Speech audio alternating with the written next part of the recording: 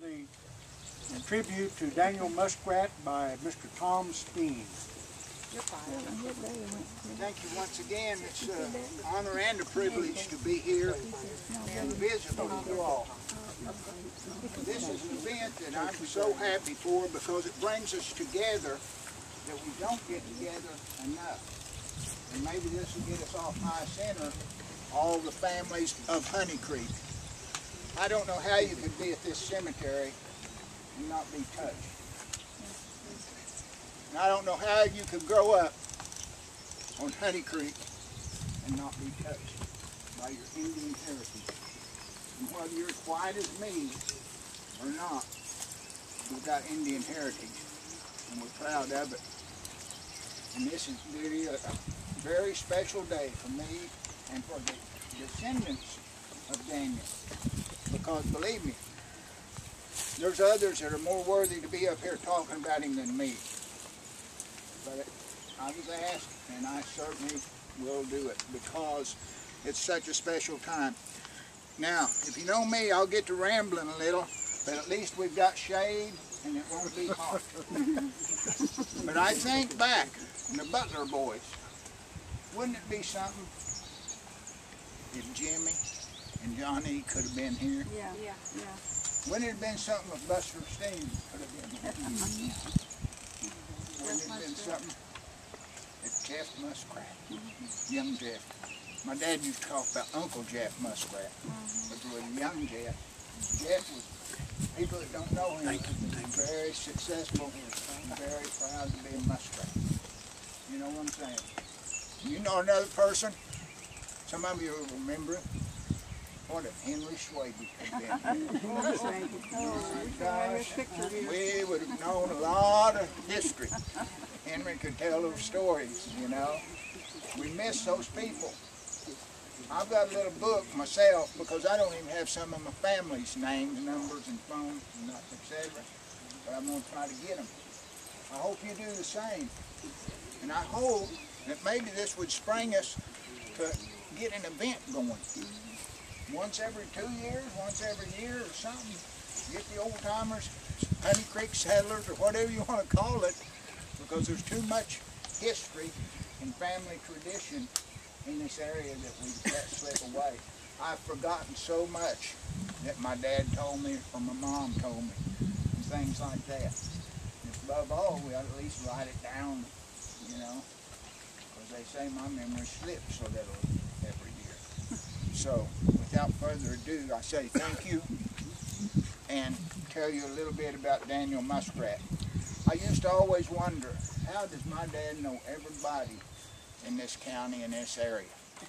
And after looking through who all we're related to, we're talking to cousins, you know. Daniel Muskrat, born about 1817, Cherokee Nation East, probably in the Shooting Creek area of what's now Clay County, North Carolina, where his family lived in 1835. He was son of a full-blood Cherokees. The name of his mother's not known, and that's not uncommon, seems like. His father used Cherokee name Silacusqua, or Wosidu. In English, he was known as Muskrat, and that's how it started, known as Muskrat. The Muskrat family was forcibly removed from their homes in 1838 and traveled west with the Sitawake Jones Detachment. They settled in what became the Delaware District of the Cherokee Nation, later Delaware County, Oklahoma. In 1845, Daniel married a white woman named Polly, whose maiden name has been indicated as being either Graves or Hornbuckle. We always thought it was Hornbuckle, German descent. They were the parents of 6 children: Jane Tonisi, Easter Sawat, Joseph Muskrat, Nancy Seven Qualate Ando, Thomas Jefferson Muskrat, and Rebecca Silversmith Lynch. In addition, Daniel and Dorcas Sharp had a daughter, Betsy Tanner. Daniel also had a son, Salix. And Salix was one of the more widely known, I think, of all of them. Salix Muskrat by Elizabeth Jane Blag Fields. Now you see why we got so many cousins instead.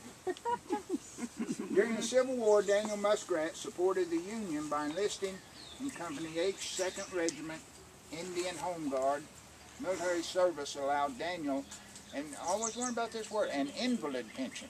I don't think he was an invalid, but I guess that's the term that we use. Beginning in 1871. Because I remember him talking about Mammy Steen getting that pension for a long time, until she died. In 1867, he was elected to one term of the Cherokee Council from Delaware District. Polly Muskrat died on April 8, 1885. Daniel Muskrat died probably at his home in Delaware District on July 17, 1892, and was buried next to his wife in Butler Cemetery. And that's where we are here today, to honor them and the ancestors that came before and make us what we are.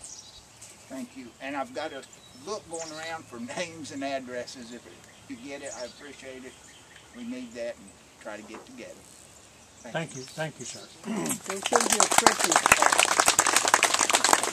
At this time, Carol Savage has a reading, prose by Claude Hanna. And since Carol's up here, I again want to express our appreciation to her and Billy and all others that had a part in making this event as great as it is. It's certainly been a privilege for us to participate and to hold this ceremony. Thank you, Curtis. A lot of you know my uncle Claude Hanna. He was a school teacher for many years. He was the superintendent of schools. He was the postmaster. And when he had a stroke, he retired and started writing columns for the Grove Sun. He had over 300 columns. He would go out with my great aunt Sypha to Cherokee homes, and he'd listen to old Cherokees and he'd write their little stories down. And they were the funniest things in the Grove Sun. We'd just get a tickle every time we read them. And one of my friends took 200 of the columns and put them in a book. Claude Hanna Retraces Memories Road.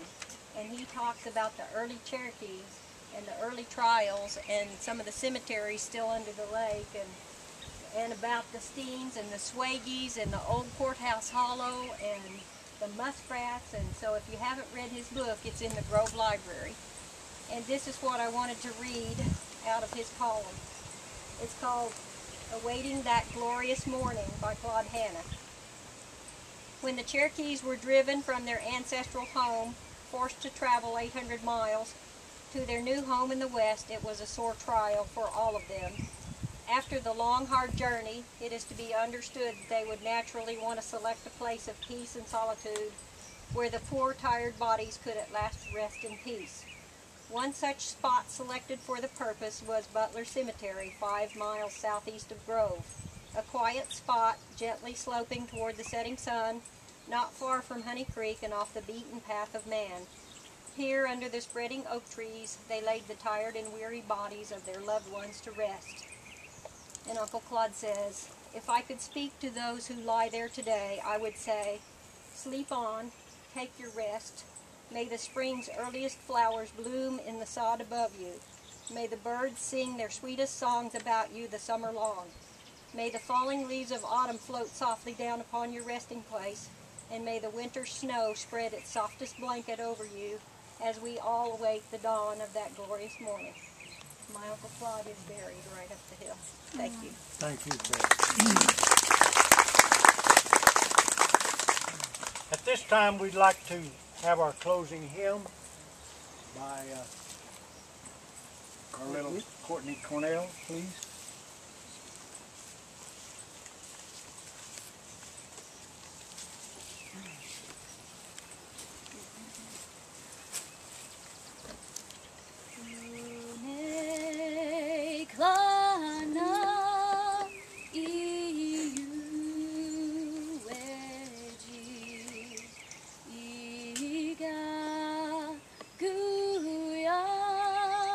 Hey,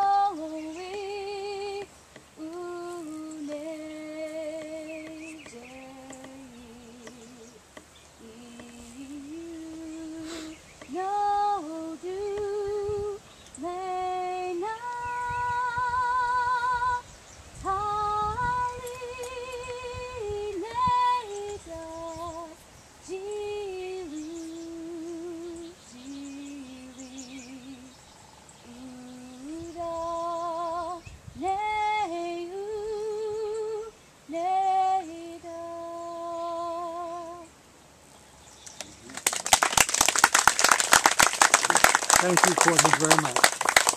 Well, folks, until we meet again, this service is closed. Thank you. Thank you. Thank you.